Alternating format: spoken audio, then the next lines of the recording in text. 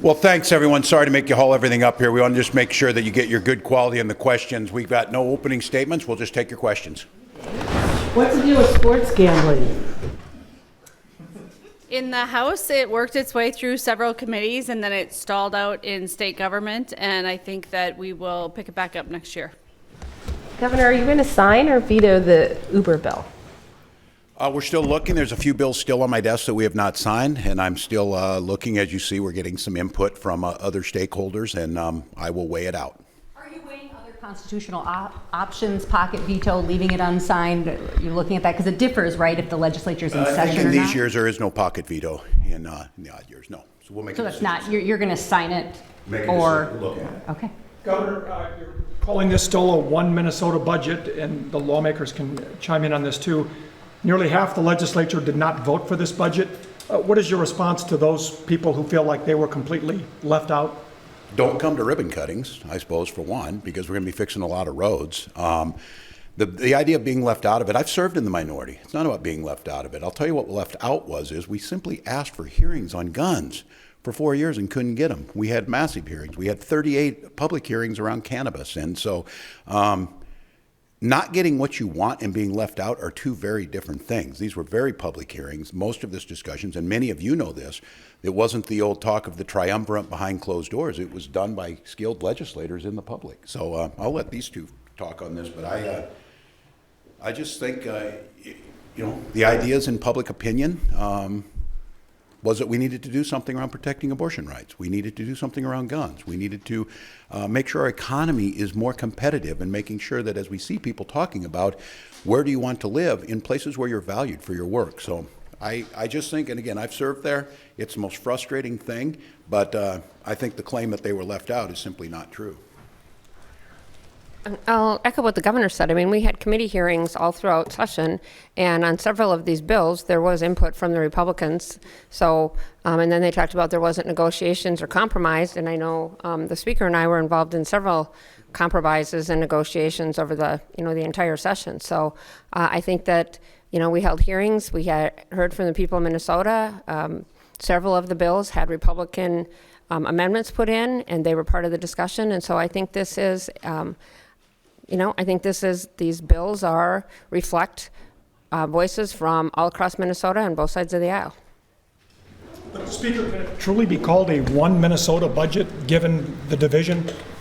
Well, we certainly extended a hand to Republicans and asked them to work in partnership with us, but fundamentally the parties have very different views on many issues right now. There is not a single pro-choice Republican legislator, so I did not expect bipartisanship on that. There are many Republican legislators who don't believe in climate change, so it's very hard to get them to come along with climate action. They don't think that our democracy is under threat. They think that January 6th was some tourists who got lost looking for the gift shop. So we didn't expect them to join with us on those things. And as the governor said, it's a difference between not being happy with the result and truly being left out.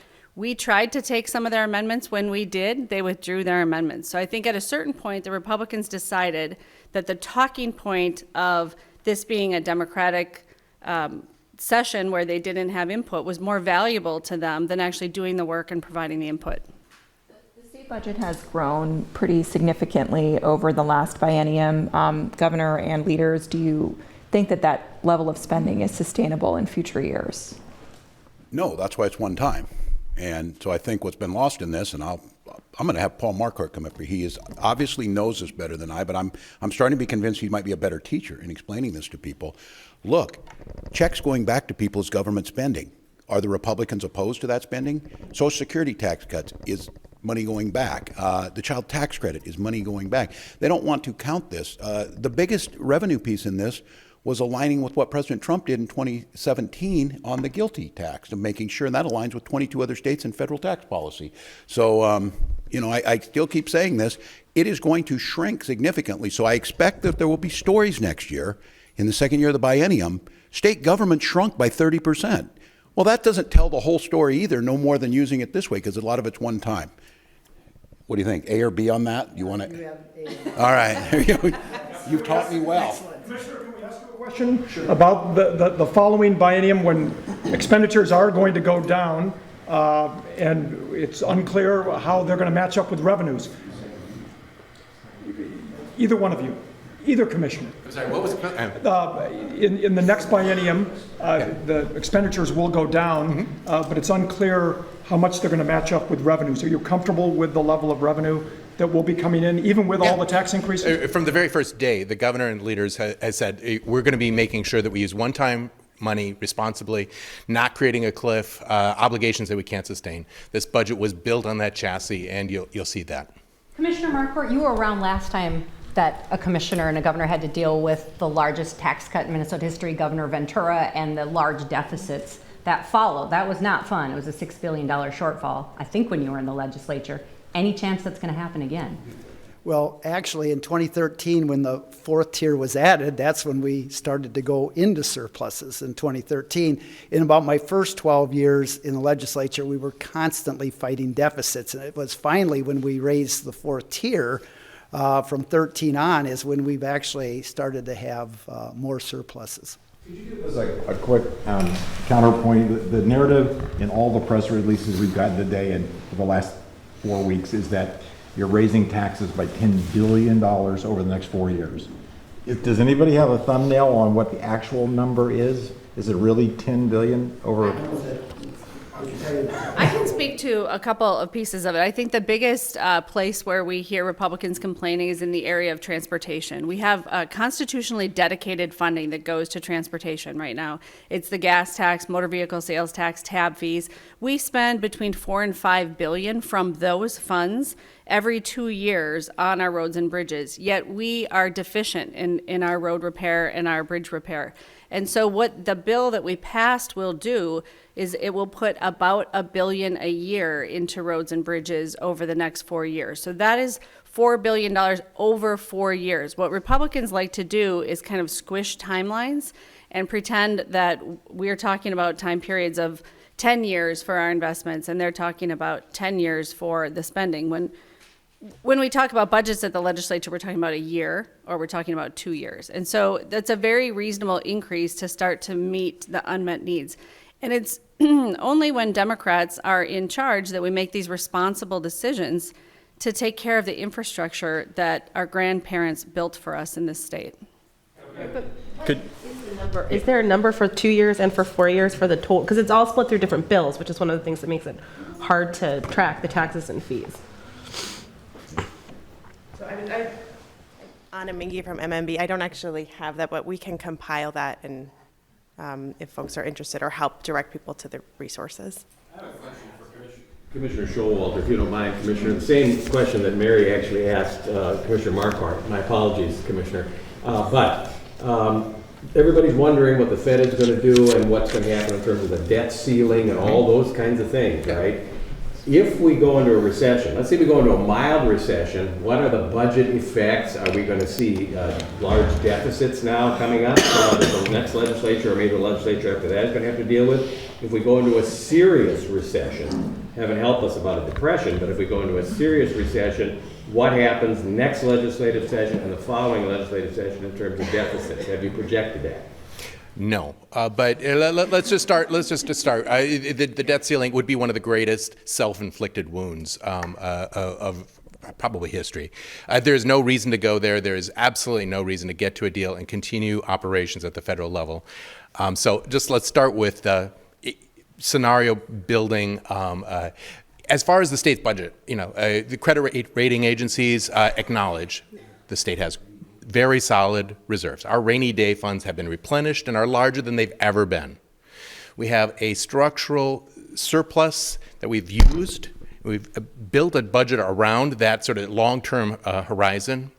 And we're also investing in the things that will make Minnesota strong in the future, helping parents, helping kids, helping people get into the workforce across the board. Those are the questions that I think are really important for the state's financial future, and making sure that we continue to grow and continue to have opportunities for surplus regardless of what happens at the federal level, the world economic view, is how do we position ourselves, how do we continue that strength? If we have a recession, Are we going to be in, 10 or $15 billion budget deficit range, or are we going to be in a billion or 2 billion potentially? No, and I want to start by just think about several years ago where there was kind of like some preliminary numbers with COVID happening, and all of a sudden everyone sort of expected like what's the latest scenario and how could it. We're not going to get into that. Minnesota's got a long-standing tradition of taking solid, long-term look at the economy, what are the effects, and working through that. We'll be doing that in November. Right now, the state is as well positioned as it's been in a long time because of the reserves, because of the long-term outlook, and I think we're well positioned for whatever comes. Piggyback off that just a little bit, and maybe the governor could answer this. How closely, I mean, we're a week out from the date that we've been given for potentially defaulting on the national debt. How closely are you guys following that? I've spoke about this, and debt ceiling it's personal to me because I had to learn about this and get there. I was asked, and not all my colleagues did it. There was a number of us to get it over the line because there's people that think they go to Washington, they come here, and they say they're fiscally conservative and they vote against everything, and then they have to raise property tax or somebody else has to pay for it. That's the way that works. President Bush asked me to support the raising of the debt ceiling. I did it. President Obama asked me to support the raising of the debt ceiling, and I did it, even though the entire time I'm voting for responsible spending. I mean, that's the myth in this, that somehow that the Republicans are responsible in budgeting. They create deficits, overspend, give tax cuts, and don't pay for them. President Trump's people came to me. They knew they needed about 20-some Democrats or whatever to help vote for these things.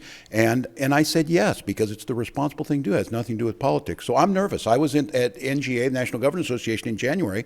I was on the floor with my friends, and everybody was puppies and rainbows. Oh, yeah, we'll get this, we'll get this. I have to tell you, John Boehner lost his speakership over the debt ceiling. Paul Ryan lost his speakership over the debt ceiling. And they lost it because they were two responsible leaders who were willing to do the right thing to not tank the economy. Kevin McCarthy does not have that backbone. He does not have that conviction, and he has a worse caucus pushing him on this. So I have been saying since January to our team, and when we fashioned this budget, to think about this. The question being asked is certainly a doomsday scenario thing. Minnesota's economy is more diverse than others. We don't sink as far down, but let's all be very, very honest here. If they default on the debt ceiling, it won't matter what we just did out there because the catastrophic nature that will ripple through the economy can't be prevented by what one state did or did not do. And I will just add, again, we put $3.1 billion last year responsibly back into the UI Trust Fund, which is fully paid off and fully solvent. Our rainy day funds are at the maximum level that they can be. Our rating is, our credit rating is 3-star rated. We created 4,500 jobs in April, and we had the highest amount of exports last year. We're well positioned. I don't quite know and don't understand, especially on transportation funding. Every single one of those dollars is going to go in to buy equipment, pay salaries, increase time on the road that you're not in idling and you're not hurting this. I'm only half being, no, I am being a bit facetious on this. You do not get to come to ribbon cuttings for massive projects in the first time in a generation we're finally catching up on this when you did not support these things. You did not have that. You go home and tell people that we raised taxes. When you notice the 3 cents go up at your local store over the next 2 years, text into me and let me know when you saw that. It was directly tied to the tax cut. Or the tax increase, because the speaker said it so well. This is dedicated funding that goes to a cause, and what we know is, I'm going to say this until you guys print it or run it, we have the 4th highest amount of road miles in the country. Per capita wise, it's not even close. We're in the nature with California, Texas, and Illinois. We have to pay for our roads. These folks just don't want to pay for anything. They never want to do it. They don't want to tell you how they're going to do it. But they fought tooth and nail for a tax cut for the wealthiest Minnesotans, but they didn't want to fix the roads. I'd like to follow. Thank you. The what? The 4th most miles. You did? Yeah. I stand corrected. Okay. Thank you. Now you have to answer my question. Now I'm all happy. All right. Now you have to answer my question. Have you been presented all of the budget bills and the capital budget? Not yet. If so, have you signed them? No, I still have bonding, capital budget. We still have both those. We still have the worker protection rights. And just to be clear on this, the issue on that is not a discussion about if folks need to be taken care of. We are very obviously care about that. Everything we've done in this budget did that. I think it's understanding something so new to try and end the bonding bill. You've been talking about Governor Wendell Anderson. I don't think you were in the state at that point. So tell us, kind of the history lesson and that, Yeah. 50 years ago history. No, you're this trying to recreate. First Lady was still here. She talks about this, and I just have to tell you from my perspective. I think he's gone now. There's a cameraman with a Nebraska national champion shirt, '94. I thought he was trolling me out there today. I wasn't quite sure. As you know, I'm a Nebraskan. I grew up in Nebraska. I was proud of that in the schools. But I have to tell you, as a young teacher, certainly if my wife was from Minnesota, but we started looking where we would like to be. Minnesota looked like a golden city on the hill, a beacon. It paid 27% more than what I was making in Nebraska, and the funding per pupil was about 30% more to each student.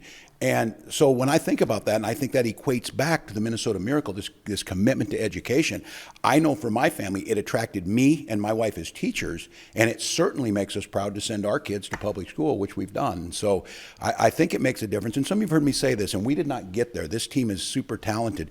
We did not get there in its entirety, but we went a long ways to shifting back to education being fair across the state, not being totally dependent on these referendums and property taxes. They did a heck of a job to get there, and I think this is where we can make the biggest impact. People going to move here? Can you measure it? Will there be measurables and special demographics? You're trying to get people here. People have left. Yeah, I think. Yeah. Well, you're gonna. Yeah. Provide me the data on that. You know who's leaving in the highest numbers? 18 to 29-year-olds. And they're mostly leaving greater Minnesota. We believe that the investments we've made across the state into greater Minnesota, into education, into broadband, into things that can, sustainable aviation fuel. This one's getting missed in this.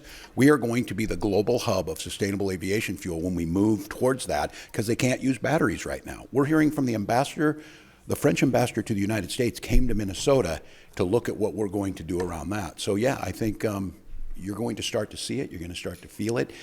You're going to start to say this is a place to live. And I think we already saw it. I just saw yesterday. Can't even have a Pride Festival in Fargo anymore. They're going to move it over to Moorhead where it's safe. Don't think that discussion isn't going to happen more. Don't think that people aren't going to be thinking, where can I do this? If you're graduating from med school in your OBGYN, good luck in Idaho. We just had a young woman and her mother arrested in Nebraska for trying to receive an abortion with absolutely no knowledge of what their doctor said. So yeah, we are making the case on this.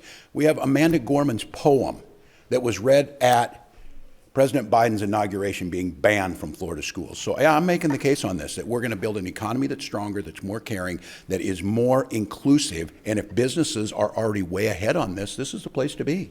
I have a clarification on Peter's question. So are there other, besides bonding and Uber, are there other bills, pot you haven't signed yet, right, Governor? Are there other bills you haven't signed, or paid leave maybe, or?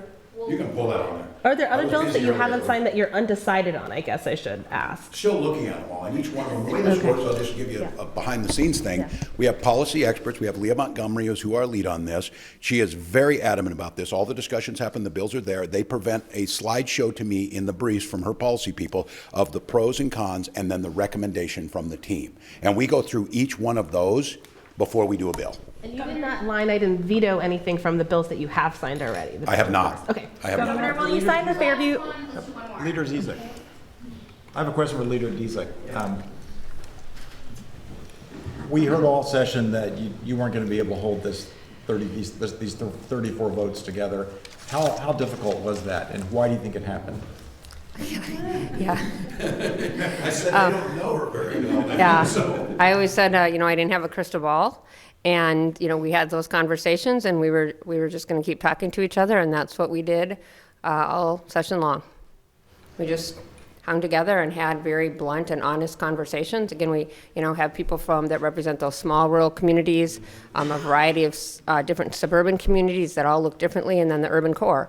And so, we just needed to talk about what what was important to our communities, and we found out in those conversations we had a lot more in common than we did differences, but when there were differences, we just worked them out.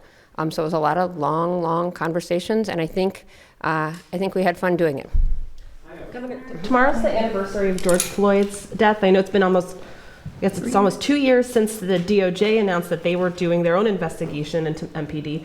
Has your administration heard anything on the timeline, and if we can? No, and this is where I need my attorneys. My Chief of Staff, Chris Mitter, talks to me about this. He clerked in a federal judge's office, so I learn a little something about that. They are super super quiet about that. They don't share anything because we actually made the point, not trying to interfere, but said, was there simultaneous data that was being gathered by the Minnesota Department of Human Rights that would help or whatever? And they just don't do that. I don't think I'm mischaracterizing that. It's their own investigation. We don't hear on that, and that's the way it is. We'll get together again here soon. I know you're all looking forward to this. We have a cannabis signing that will be coming that Teddy should be interesting, is all I can say. So we'll get her done. Thank you all. Thank you. Thanks, folks.